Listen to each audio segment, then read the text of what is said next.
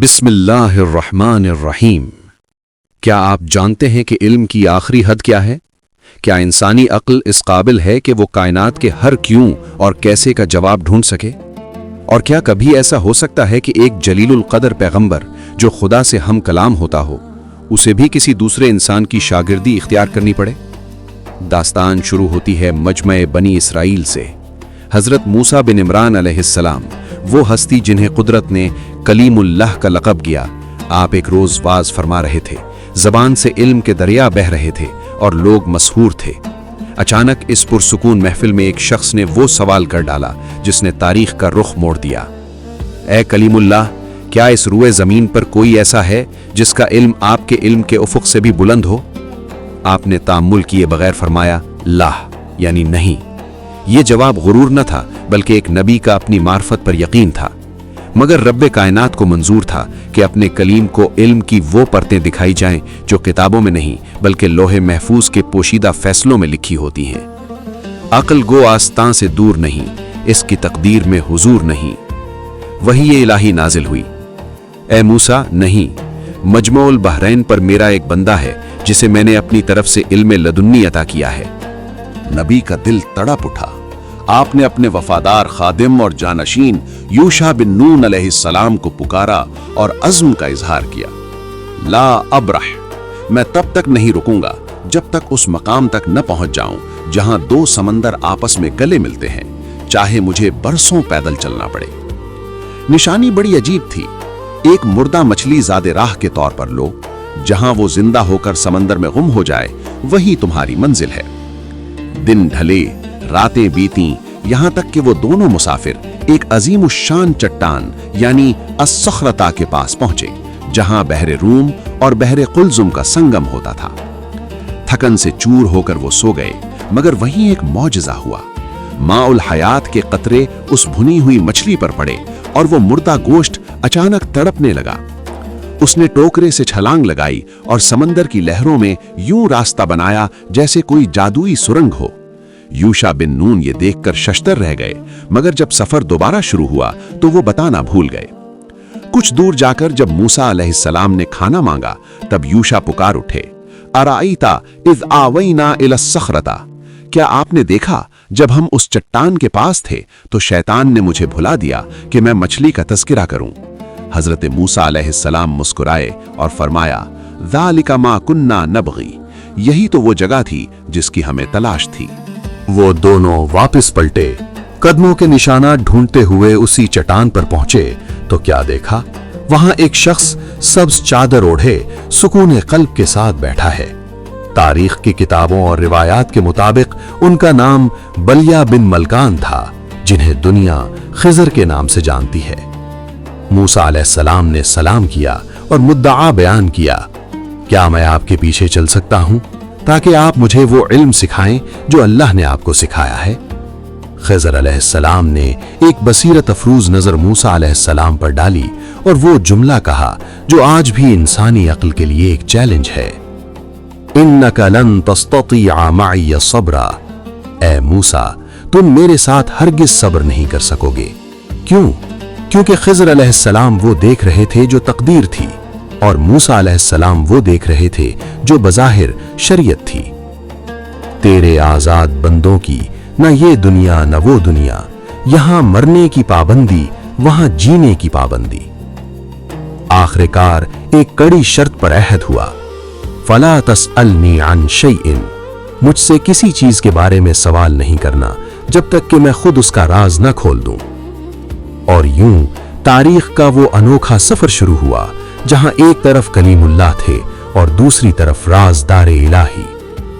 وہ ساحل پر کھڑی ایک کشتی کی طرف بڑھے جہاں پہلا ہولناک واقعہ ان کا منتظر تھا۔ اسرار الہی، جب عقل حکمت کے سامنے ہار گئی۔ وہ سفر شروع ہو چکا تھا جس کی منزل راستہ نہیں بلکہ معرفت تھی۔ حضرت موسیٰ کلیم اللہ اور حضرت خضر یعنی بلیہ بن ملکان ساحل سمندر پر پہنچے۔ ایک کشتی وہاں سے گزر رہی تھی، ملاحوں نے اللہ کے ان نیک بندوں کو پہچان لیا اور عقیدت میں بغیر کسی اجرت کے انہیں سوار کر لیا۔ समंदर की तंदो तेज लहरें कश्ती से टकरा रही थीं कि अचानक हजरत खिज्र ने कुल्हाड़ी उठाई और कश्ती का एक तख्ता तोड़ दिया। पानी तेजी से अंदर आने लगा। हजरत मूसा, जो शरीयत और अदल के इल्म बरदार थे, ये मंजर देखकर तड़प उठे। आपने उन मल्लाहों का एहसान याद किया जिन्होंने मुफ्त सवारी दी थी और पुकार उठे, अखरक्तहा लितुग़रिक़ा अहलहा, क्या आपने इसे इसलिए तोड़ दिया कि इसके सवारों को गर्क कर दें? आपने तो बहुत ही खतरनाक काम किया है। हजरत खिज्र ने खामोशी से मूसा की तरफ देखा और वही यादगार जुमला दोहराया, अलम अकुल इन्नका लन तस्ततीअ मइया सब्रा, क्या मैंने नहीं कहा था कि तुम मेरे साथ सब्र नहीं कर सकोगे? हजरत मूसा अलैहिस्सलाम को अपना अहद याद आया। आपने माजरत की और फरमाया, ला तो आखिजनी बिमा नसीतु, जो मैं भूल गया उस पर मेरी गिरफ्त न कीजिए। कश्ती का किनारा आया। दोनों मुसाफिर उतरे और एक बस्ती की तरफ बढ़े। वहां कुछ मासूम बच्चे खेल रहे थे जिनके कहकहों से फिजा गूंज रही थी। अचानक हजरत खिज्र एक खूबसूरत बच्चे की तरफ बढ़े और उसे कत्ल कर दिया। ये मंजर देखकर कलीमुल्लाह अलैहिस्सलाम का सब्र जवाब दे गया, एक मासूम जान का जिया? आपकी ज़बान हक तर्जमान से निकला, अक़तलत नफ्सन ज़किय्यतन बिग़ैर नफ्सिन, क्या आपने एक पाकीज़ा जान को बगैर किसी बदले के कत्ल कर दिया? ये तो आपने बहुत ही नापसंदीदा काम किया है। खिज़र ने फिर वही बात कही, मगर इस बार लहजे में बला की ताकीद थी। अलम अक़ुल लका इन्नका लन तस्ततीअ मइया सब्रा, क्या मैंने तुमसे नहीं कहा था कि तुम मेरे साथ हरगिज सब्र नहीं कर पाओगे? तेरे इश्क की इंतहा चाहता हूं, मेरी सादगी देख क्या चाहता हूं। हजरत मूसा अलैहिस्सलाम ने आखिरी मौका मांगा, इन सअलतुका अन शैइन बादहा फला तुसाहिबनी, अगर इसके बाद मैंने कोई सवाल किया तो फिर आप मुझे अपने साथ न रखिएगा। अब सफर एक ऐसी बस्ती की तरफ था जहां इंसानियत दम तोड़ चुकी थी। दोनों मुसाफिर भूखे थे, प्यासे थे, मगर उस बस्ती वालों ने मेहमान नवाजी से साफ इनकार कर दिया। उसी बस्ती के एक कोने में एक दीवार थी जो गिरने ही वाली थी। हजरत खिज्र आगे बढ़े और अपने हाथों से उस दीवार को दोबारा सीधा करके खड़ा कर दिया। मूसा अलैहिस्सलाम हैरान रह गए। जिन लोगों ने पानी तक न पूछा, उनके लिए इतनी मेहनत? आप अलैहिस्सलाम ने फरमाया, लौ शिअत लत्तखज़त अलैहि अजरा, अगर आप चाहते तो इस काम की मजदूरी ले लेते ताकि हम खाना खा लेते।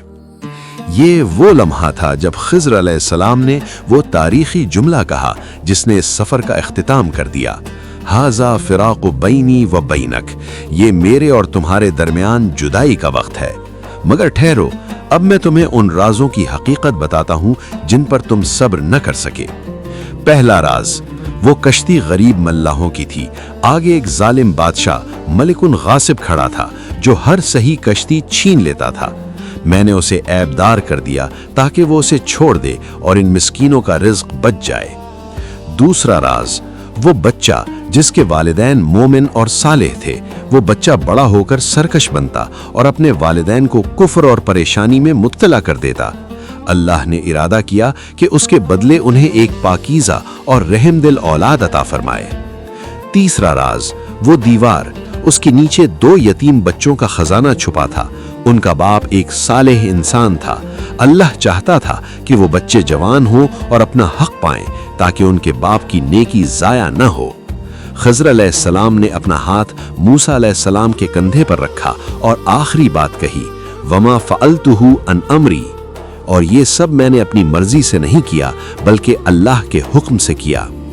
मंजिल से आगे बढ़कर मंजिल तलाश कर, मिल जाए तुझको दरिया तू समंदर तलाश कर। इस वाक़े ने हमें सिखाया कि जिंदगी के हादिसात के पीछे हमेशा कोई न कोई खैर छुपी होती है।